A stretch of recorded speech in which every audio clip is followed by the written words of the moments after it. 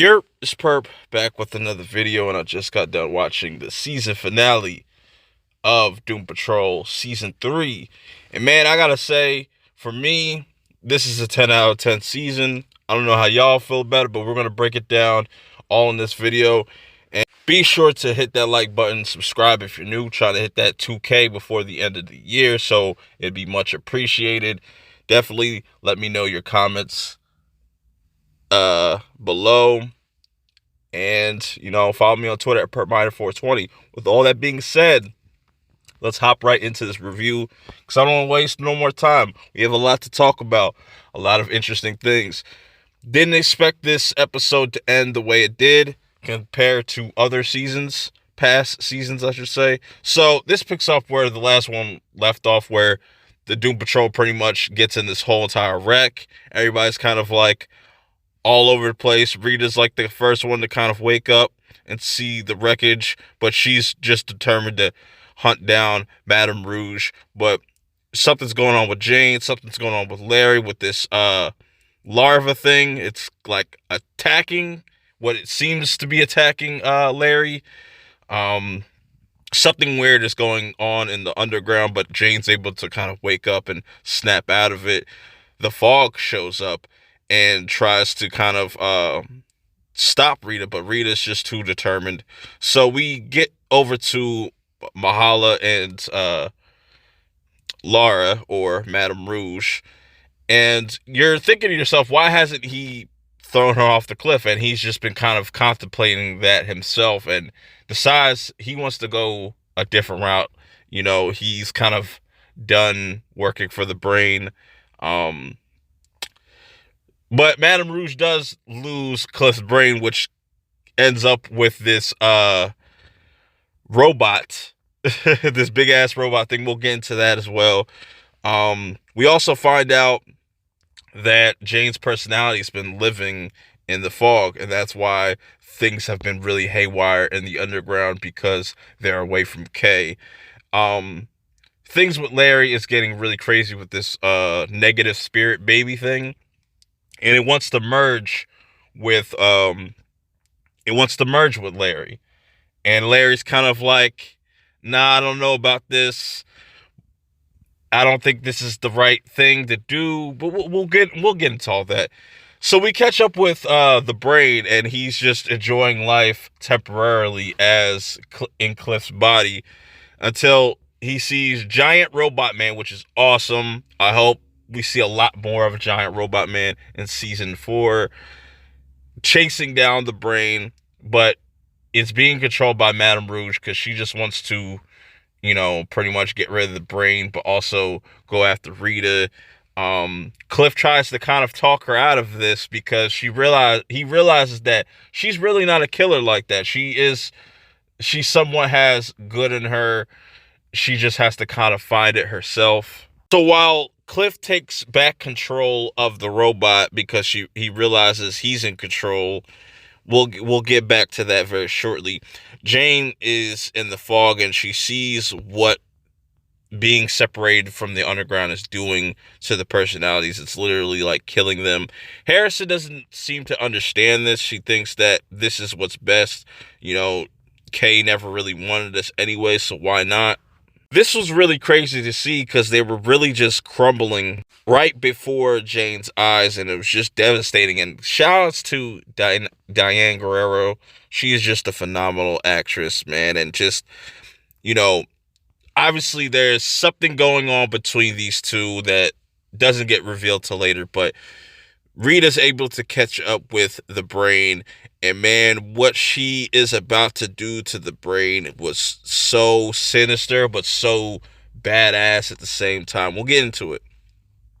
So Madame Rouge decides to go back to the Sisterhood of Dada's hideout to kind of just reminisce. And it was really sad, because she realizes she made a lot of mistakes, and she just doesn't know why, and misses her friends, and realizes maybe I can turn a new leaf, and ends up finding the time machine. And she's like, man, she was going to jump back in time, but I don't know what else she ended up doing when she went back in time. But what's the weird thing about this time machine is there's this weird looking narrator, or not looking, but sounding narrator that I really think that is Mr. Nobody, because it's just weird that, he hasn't been mentioned at all, but anytime we hear a narrator, we think Mr. Nobody. But let me know how you guys feel about that in the comments below, because that's really interesting to me. But anyways, switching things over to, Larry and Cyborg and, the Japanese lady, I'm drawing a blank on her name, but she ends up finding out what the negative spirit's name is. It's Key, and Larry's not able to merge with this negative spirit because the bandages. So they have to go back to the to Doom Manor to make sure this thing doesn't die. So Cyborg doing the heroic thing, and this is why I like this version of Cyborg, does the least selfish thing and just, says, let me take on this negative spirit just until we get to the manor. I don't care if it costs me my life. I let Cliff down. I'm not going to let you down. That shit was really dope, man. And of course, with this being called Amends Patrol, you have Cliff going to his daughter to make amends with her, saying like, yo, I'm sorry for all the shitty things I've done, just making things right, no matter what. And I really like this scene, man. This scene really hit the heartstrings for me. Seeing his daughter just, smile like that, and Cliff asking for a second chance was really dope. Now for my possible favorite moment of this entire episode, and probably the season, one of my favorite moments of the season is, you have Rita and the Brain having this whole conversation, and you're thinking, is Rita gonna go dark? Because, like, the Brain makes this offer to Rita saying, like, I got the blueprint still of this body or this robot, and I can show you that and help you get rid of Madame Rouge, which the Brain isn't that smart for a person named the Brain, because Rita instantly thought like, hey, I could just torture him. He can't really do nothing. He's mangled. He can't run anywhere. So ends up getting this teapot and just pouring on on Brain's brain. And it was just like so savage. I was like, that's dope. Switching things over to Jane quickly. We find out the whole reasoning why the Fog wants to help Jane and the personalities. It's kind of to just woo her. You could say the Fog fancies Jane. It's a really weird way of kind of saying I like you, but whatever. So we also find out that in the underground, they're also kind of starting to work more together, but behind the scenes, Harrison and Jane made a deal, making Harrison the primary and Jane not. And I'm wondering if that's really going to go through, or if she's going to try to maneuver her way out of this, or try to get rid of Harrison. Maybe try to get rid of her entirely, like kill her. We'll have to wait and see. But really fascinating stuff going on in the underground. It's always changing. It's really dope. Back on the surface, though, you have Larry dragging Cyborg into his little his room. The negative baby comes out, the negative spirit baby comes out, and him and Larry end up merging. And Larry gets this really dope new transformation that literally only lasts for like about 2 seconds, and then it just kind of fizzles. It was the funniest moment. Also, you have Madame Rouge coming back from time, not really remembering where she came from, because that's the side effect of using that time machine. You kind of lose your mind. So she ends up writing a note to see who and what people are. You know what I'm saying? And then Cliff shows up, and he's kind of lost control of the robot because of his Parkinson's, and that's why Larry was there with the negative spirit trying to stop Cliff, because he's heading into town. And man, this is where we get into some really dope shit. But before we get into that, we get Madame Rouge was about to help, but then gets stopped by Rita, and Rita's about to choke the living hell out of Madame Rouge, wants her dead pretty much for what she done to her and breaking her heart and making her lose her love with Malcolm. I think that's what his name was, right? Malcolm. But then she pretty much comes to her senses like, this is not who I am. I am a hero. And this was where we get the dope moment of everybody kind of just making amends with each other.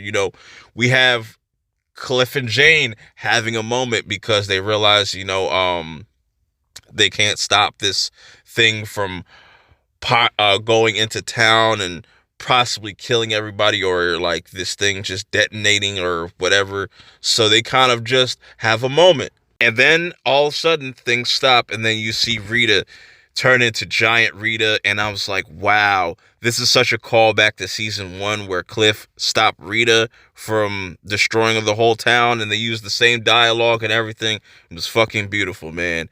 And Rita saves the day. Man, that was amazing. So back at Doom Manor, they're all kind of celebrating their victory, and Rita's pretty much saying like, yo, we could be more than just this and more than just that. We could be actual superheroes, and everybody kind of gets on board. Their next target is this like evil testicle looking monster, which is hilarious how they just like brought that on television and stuff like that. So that's going to be interesting.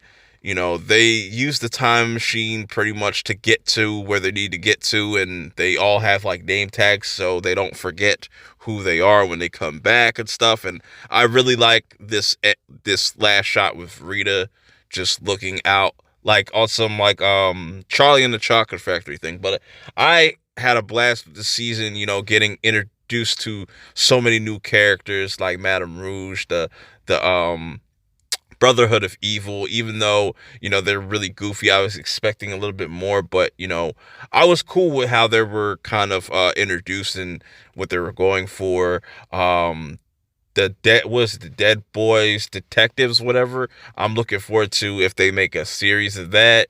I really want to see where Dorothy's at, if she's ever gonna come back for in season 4, or we're gonna get more new characters in the future. Let me know your thoughts and feelings in the comments below. Till next time, I'm out. Peace.